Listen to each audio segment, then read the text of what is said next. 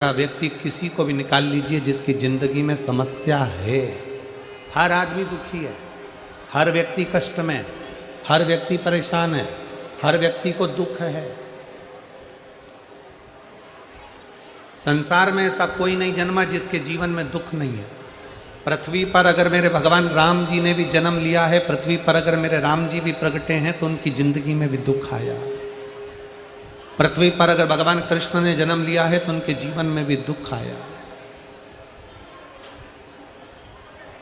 पृथ्वी पर रामकृष्ण परमहंस जी अगर प्रकट हुए हैं, जन्म लिया है, माँ जगतजननी दुर्गा की आराधना कर रहे हैं तो उनकी जिंदगी में भी दुख आया। पृथ्वी पर नामदेव जी, मीराबाई, कर्मा, नरसिंह मेहता, नामदेव, तुकाराम, मुक्ताबाई, राष्ट्र के जितने जितने संत हैं सबका चरित्र उठाकर देख लो, और भगवान भी अगर पृथ्वी पर जन्म लिया है तो उनकी जिंदगी में भी दुख आया। हर व्यक्ति के जीवन में दुख है, हर व्यक्ति के जीवन में तकलीफ है, हर व्यक्ति के जीवन में कष्ट है। ऐसा कोई संसार में नहीं जन्मा जिसकी जिंदगी में दुख नहीं है। ऐसा संसार में किसी का जन्म नहीं हुआ जिसकी जिंदगी में तकलीफ नहीं है। आप ये ना सोचे कि केवल आप दुखी हैं। आप ये ना सोचे कि मेरे पड़ोसी के घर में तो खूब धन है, वैभव है, सत्ता है, दौलत है और वो सब सुखी हैं। उनका बेटा डॉक्टर हो गया, उनका बेटा इंजीनियर हो गया, उनका बेटा कलेक्टर हो गया, उनका बेटा ये हो गया, मंत्री हो गया, और हमारे जीवन में दुख ही दुख है। ऐसा नहीं है। जो डनलप के गद्दे पर सो रहा है वो भी दुखी है, और जो रोड पर सो रहा है वो भी दुखी है। दुख सबको है। शिव महापुराण की कथा कहती है, संसार में अगर जन्म लिया है तो दुख भी जन्म के समय पर हमारे साथ में चलता रहता। पर शिव महापुराण की कथा कहती है कि संसार में ऐसा कोई नहीं जिसको समस्या नहीं, पर संसार में ऐसी कोई समस्या नहीं जिसका हल शिव महापुराण में नहीं है। संसार में बहुत दुख है, प्रत्येक मनुष्य के जीवन में तकलीफ है, प्रत्येक मनुष्य के जीवन में कष्ट है, प्रत्येक मनुष्य के जीवन में दुख तकलीफें हैं, पर दुनिया का ऐसा कोई दुख नहीं बना जिस दुख का हल शिव महापुराण में नहीं है। प्रत्येक दुख का, प्रत्येक तकलीफ का, प्रत्येक कष्ट का हल शिव महापुराण के अंतर।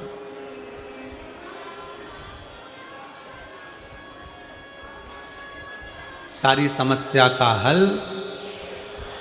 जरा जम के बोलो, सारी समस्या का हल।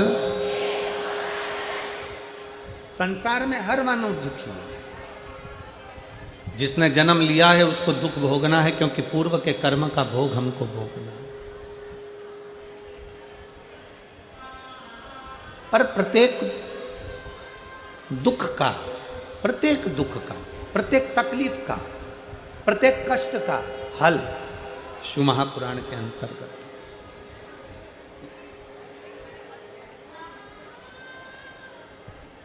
वो हल क्या है? केवल एक हल है, शंकर पर पूरा भरोसा, शिव पर पूरा विश्वास। शंकर भगवान पर पूर्ण भरोसा, पूर्ण विश्वास। अधूरा नहीं। गणेश जी के मंदिर में नारियल फूट कर चढ़ता है, देवी जी के मंदिर में नारियल फोड़ा जाता है, भगवान के हनुमान जी के मंदिर में नारियल फोड़ा जाता है, सारे देवताओं के मंदिर में नारियल को, श्रीफल को फोड़ा जाता है, तोड़ा जाता है। केवल एक शंकर भगवान ऐसे हैं जिनके मंदिर में नारियल नहीं फोड़ा जाता। शंकर के मंदिर में नारियल पूरा दिया जाता है। क्यों? क्योंकि शंकर भगवान को आधा पसंद नहीं है, अधूरा पसंद नहीं है। शंकर भगवान कहते हैं कि जैसे श्रीफल मुझे पूर्ण देते हो, बेलपत्री का पत्ता मुझे पूर्ण देते हो, चावल का दाना मुझे पूर्ण देते हो, उसी तरह तुम्हारा विश्वास भी मुझे पूर्ण दीजिए तो मैं तुम्हारी जिंदगी का दुख समाप्त कर दूं। पूर्ण भरोसा, पूर्ण विश्वास, पूर्ण दृढ़ता। जब हमारा भरोसा दृढ़ होगा, हमारा विश्वास प्रबल होगा, हम पूर्ण भरोसे के साथ भगवान का भजन करेंगे तो भगवान हमें स्वीकार कर लेंगे। हमने कभी इस व्यासपीठ से ये नहीं कहा कि शंकर भगवान को ढेर सारा तुम ये कंकु चढ़ाना, कि ढेर सारा तुम बेलपत्री चढ़ाना, कि ढेर सारा चावल चढ़ाना, कि बहुत सारा तुम भगवान को बेलपत्र चढ़ाना, कि बहुत सारा तुम जल चढ़ाना। हमने जब भी कहा तो एक बात कही कि एक चावल का दाना,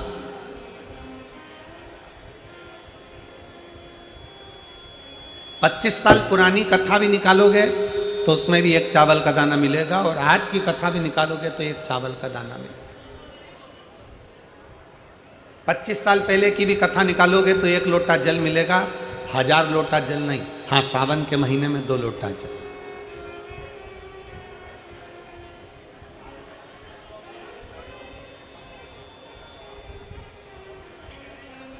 शिव महापुराण की कथा कितना सुंदर वर्णन करती है कि अगर आपके पास में मंदिर में तुम गए हो और तुम्हारे पास में बेलपत्री नहीं है तो शंकर भगवान की चढ़ी हुई बेलपत्री को उठाकर धोकर वापिस शंकर जी पे चढ़ा सकते हो, वापिस शिव जी पे चढ़ा सकते हो, शंकर को समर्पित कर सकते हो। और मान लो शंकर जी के शिवलिंग के आसपास में बेलपत्र भी नहीं है, तुम्हारे पास में लोटा भर के जल भी नहीं है, तुम्हारे पास में चढ़ाने के लिए एक चावल का दाना भी नहीं है, तुम्हारे पास में चढ़ाने के लिए एक लगाने के लिए दिया भी नहीं है, तो शिव पुराण की कथा कहती है कि अगर कोई भक्त शंकर भगवान पर जल चढ़ा रहा हो या कोई भक्त शिव जी पर एक बेलपत्र चढ़ा रहा हो, मात्र उसके चढ़ाते हुए समय का दर्शन ही कर लेते हो तो हजारों अश्वमेध यज्ञ का फल भी हमें प्राप्त हो जाए। आपके पास में नहीं है, आपके पास में बेलपत्र नहीं है, आपके पास में धतूरा नहीं है, आपके पास में चावल का दाना नहीं है, आपके पास में जल नहीं है, आप तो किसी शंकर के मंदिर में शिवालय में आप पहुंच गए हो, एकांतेश्वर महादेव के पास पहुंच गए हो, भगवान शिव जी के पास पहुंच गए हो, तुम्हारे पास में कुछ भी नहीं है। और अगर कोई एक बेलपत्र भी चढ़ा रहा है, उसके चढ़ाते समय आप उसके बेलपत्र का दर्शन कर लीजिए। आपके पास नहीं है, कोई जल चढ़ा रहा है, चढ़ाते समय उसके जल का दर्शन कर लीजिए। आप शिव महापुराण की कथा सुनने नहीं गए हो, कोई सुनकर तुम्हारा पड़ोसी अगर तुम्हारे मोहल्ले में आया है, उसके मुख का दर्शन कर लीजिए तो भी हजारों अश्वमेध यज्ञ का फल प्राप्त हो।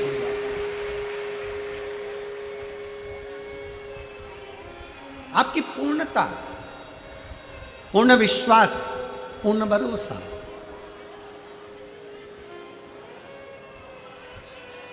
क्यों कहा हमने कि श्री शिवाय नमस्तुभ्यम आपके दरवाजे पर लिखो? क्यों कहा हमने कि श्री शिवाय नमस्तुभ्यम तुम्हारी गाड़ियों पर, तुम्हारी बसों पर, तुम्हारी मोटरसाइकिल पर, तुम्हारी कारों पर श्री शिवाय नमस्तुभ्यम चिपका लो? क्यों? आप दिन भर श्री शिवाय नमस्तुभ्यम नहीं बोल सकते, आपकी गाड़ी जिस मार्ग से निकल कर जाएगी, अगर 4 लोगों ने भी आपकी गाड़ी के ऊपर श्री शिवाय नमस्तुभ्यम पढ़ लिया तो समझ लेना कि उसके बोलने का आधे से ज़्यादा पुण्य तुझे मिल गया और तेरे मंत्र जाप का पूरा फल तुझे प्राप्त हो गया।